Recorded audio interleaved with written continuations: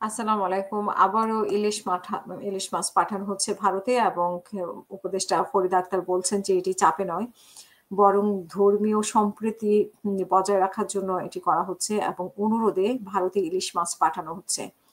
তিনি যেটা দাবি করেছেন সেটা হচ্ছে যে কোনো চাপে নয়, বরং ধর্মীয় সৌজন্যবোধ ও অনুরোধের কারণে ভারতে ১,২০০ টন ইলিশ পাঠানোর অনুমোদন দেওয়া হয়েছে। এটি গত বছরের তুলনায় অর্ধেকেরও কম পরিমাণে এবং এই ছাড়া প্রবাসী বাংলাদেশীদের দাবির কারণে মধ্যপ্রাচ্যের দেশগুলোতে ১,০০০ টন ইলিশ পাঠানোর অনুমোদন দেওয়া হয়েছে।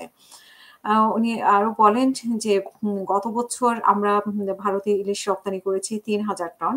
আর এই বছর রপ্তানির জন্য অনুমোদন দেওয়া হয়েছে ১,২০০ টন এবং তাই কোনো চাপে নয়, বরং ইলিশ পাঠানোর কিছু মানে চাপে পড়ে ইলিশ পাঠানোর কিছু নেই, বরং আমরা ধর্মীয় সম্প্রীতির জায়গা থেকে এই ইলিশ পাঠাচ্ছি বলে তিনি মন্তব্য করেছেন এবং চলতি বছরের জাটকা নিধনের ফলে ইলিশের উৎপাদন কম হওয়ায় বাজারে সরবরাহ কমেছে। গত মৌসুমে তুলনায় চলতি বছরের জুলাই মাসে ৩৭% ও আগস্ট মাসে ৪৭% কম ইলিশ ধরা পড়েছে।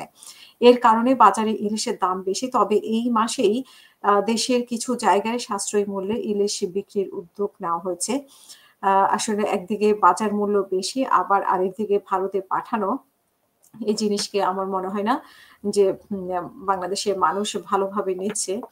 আ আবার সেটা ইয়েও আছে যে সরকার আসলে সুসম্পর্ক রাখতে চায় নাকি ভারতের এক ধরনের চাপ সরকারের উপর আছে, এরকম প্রশ্ন স্বাভাবিকভাবেই ওঠে।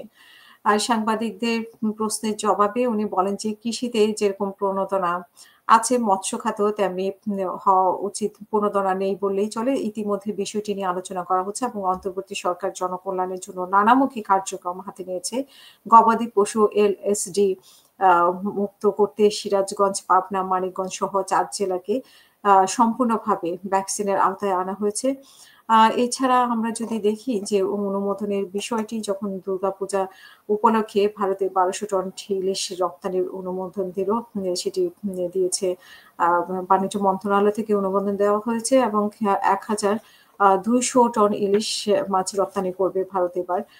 ভারতে এবং ভারতের শর্ত সাপেক্ষে ইলিশ রপ্তানি নীতিগত সিদ্ধান্ত নেওয়া হয়েছে। আমরা এটি রিপোর্ট দেখেছি। ১১ সেপ্টেম্বর অফিস চলাকালীন সময়ে হার্ড কপিতে আবেদনটা করা হয়। সো এখানে প্রশ্ন উঠেছে যে আসলে চাপে পড়ে করা হয়েছে নাকি আ বরাবরের মতো একটা ভালো সম্পর্ক রাখতে চাচ্ছে আওয়ামী লীগের মতো কিনা? যদিও আমরা এই সরকারকে শুনি যে সরকার চোখে চোখ রেখে কথা বলছে আজ ভারতের সাথে। আ আবার ইলিশ মাসের প্রসঙ্গ আসলেই আমরা দেখি যে অন্যরকম বিষয়। আরো অনেক কিছুতেই আমরা দেখি যে একটু নমনীয়, বিশেষ করে পররাষ্ট্র উপদেষ্টাকে একটু নমনীয় মনে হয় ভারতের ব্যাপারে। আমাদের টক শোতেই অনেক আলোচনা হয়। সো ভারতের পক্ষ থেকে কোনো চাপ আছে না সুসম্পর্ক, না শুধুমাত্র সৌজন্য। এই বিষয়টি নিয়ে আপনাদের মতামত চাই। আপনারা মতামতের মাধ্যমে কমেন্ট বক্সে মতামত জানাবেন। আল্লাহ হাফেজ। আসসালামু আলাইকুম।